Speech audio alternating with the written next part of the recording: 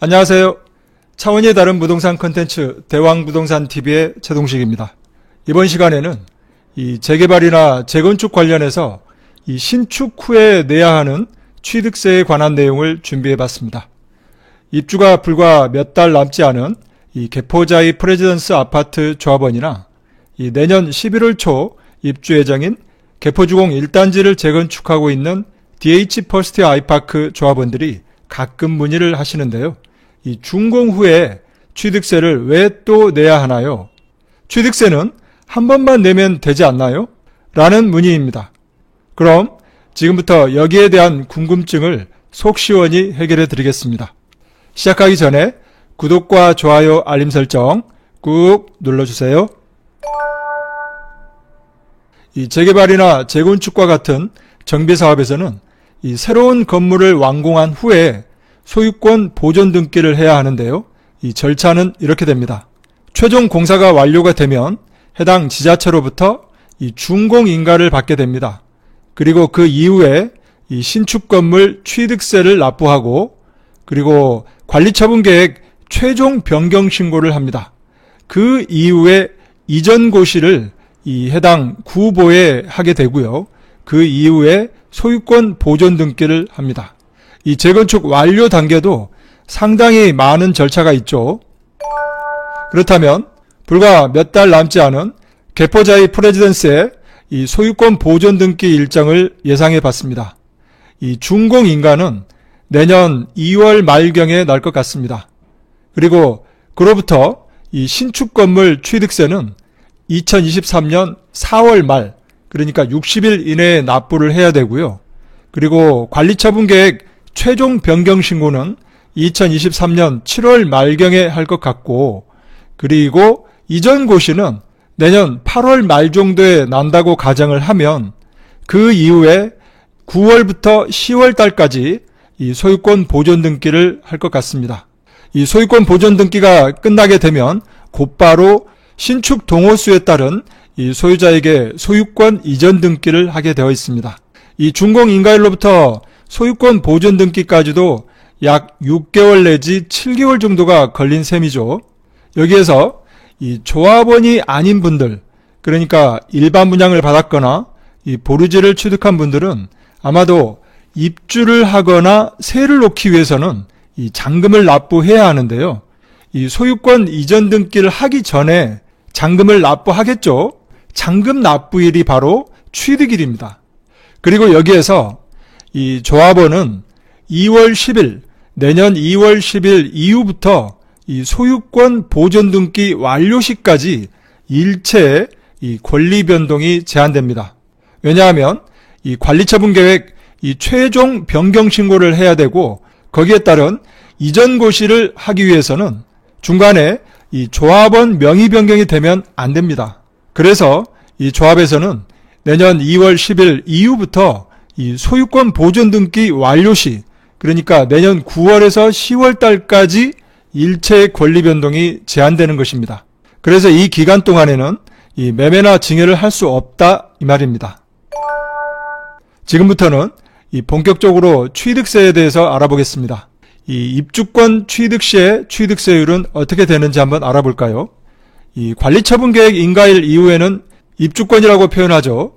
입주권 취득세는 이 주택으로 볼 것인가, 주택으로 보지 않을 것인가에 따라서 세율이 달라집니다. 여기에서 이 주택이냐 아니냐의 기준은 바로 철거 완료 신고일입니다. 철거가 돼서 멸실 등기가 되어 있다면 주택으로 보지 않고 토지로 보는 것이고요. 그 이전에 아직 철거 완료가 되지 않았다면 주택으로 봐서 취득세가 과세됩니다. 이렇게 됩니다. 철거 완료 전에는 1주택자는 1 내지 3%, 2주택자는 8%, 3주택 이상자는 12%가 적용이 되고요. 그리고 철거 완료 후에는 이 토지 취득세가 적용이 됩니다. 그래서 일괄적으로 4.6%입니다. 여기에서는 이 주택 보유 수와 무관하게 4.6%가 적용이 됩니다.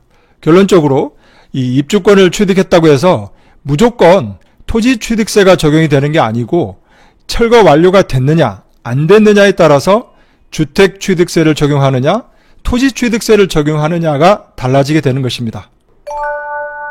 이 다음은 멸실 후에 이 입주권 취득세 계산법인데요. 이 멸실이 됐다고 해서 무조건 이 매매가의 토지취득세율 4.6%를 곱하는 게 아니고요. 이 조합원 권리가액과 프리미엄을 합한 금액에 이 취득세율 4.6%를 곱하도록 되어 있습니다.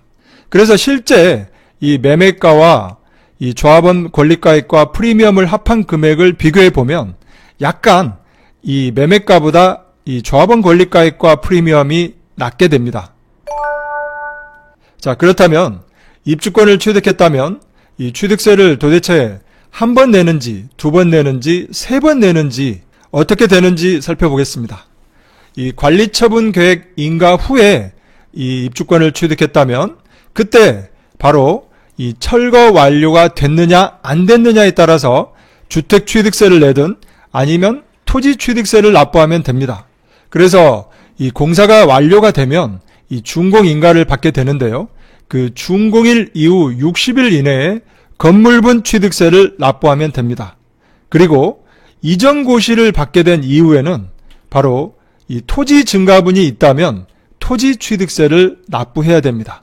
이렇게 입주권을 취득하게 되면 처음에 취득세를 한번 납부하고 준공 인가 이후에 이 건물분 취득세를 납부하고 그리고 토지 증가분이 있다면 토지 취득세를 납부해야 됩니다. 이 보통 2번 납부를 하게 되는데요.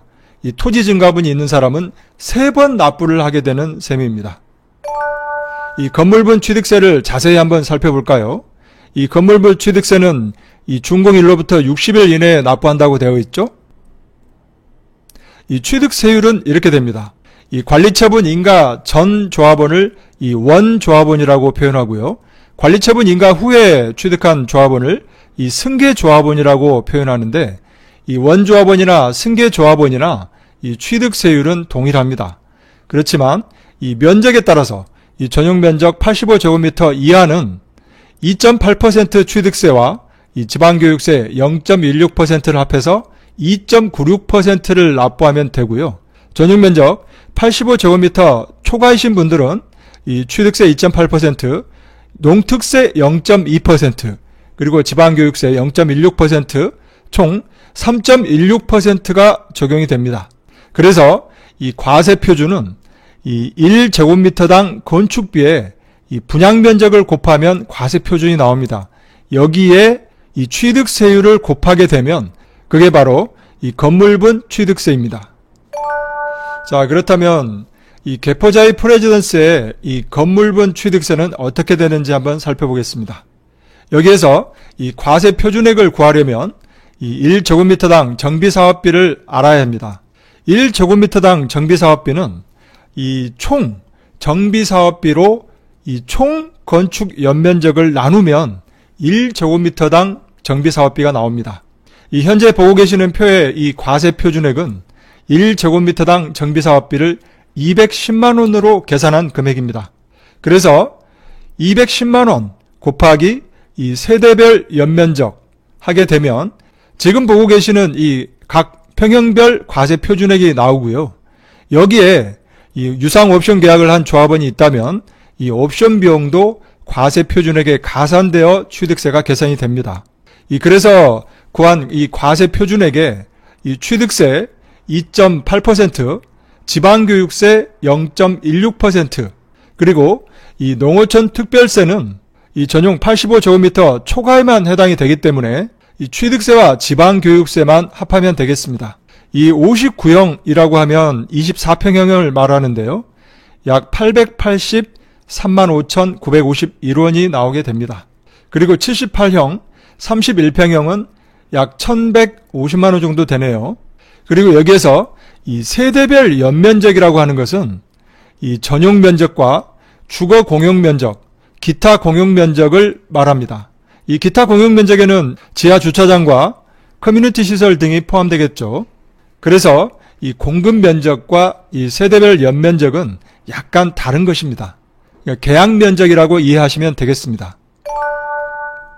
이 다음은 84형, 102형, 109형, 33평형, 40평형, 43평형의 이 건물분 취득세입니다. 여기에서 이 102형과 109형은 농어촌 특별세가 있죠. 전용 85제곱미터 초과에는 이 농특세가 부과가 되는데요. 총 3.16%가 적용이 돼서 이 계산된 금액입니다. 이 다음은 114형, 132형, 185형, 45평형, 52평형으로 보시면 되겠고요. 45평형은 약 1788만원, 52평형은 2057만원이 되겠습니다. 여기에서 이 단지별로 볼 때 이 평형이 같다 하더라도 이 세대별 연면적이 다르고 1제곱미터당 정비사업비가 다르기 때문에 이 취득세는 다를 수밖에 없습니다. 이 크게 차이 나는 것은 아니고요. 약간의 차이는 난다고 봐야겠습니다. 이 다음은 토지 취득세입니다. 이 토지 취득세는 이 조합원 중에 이 종전 토지 면적보다 신축 토지 면적이 증가하는 경우 신축 토지 면적 증가자가 해당이 됩니다. 그래서 이분들은 이전 고시일로부터 60일 이내에 이 토지 증가분에 대한 취득세를 추가 납부해야 됩니다. 이 토지 취득세는 바로 이렇게 됩니다.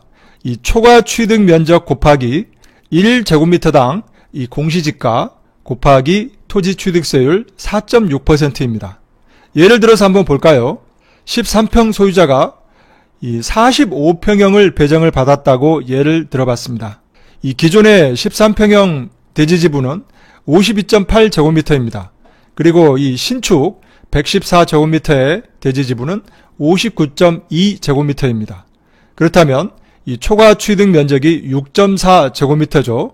여기에 공시지가는 이 내년도 공시지가는 아직 안 나왔는데요.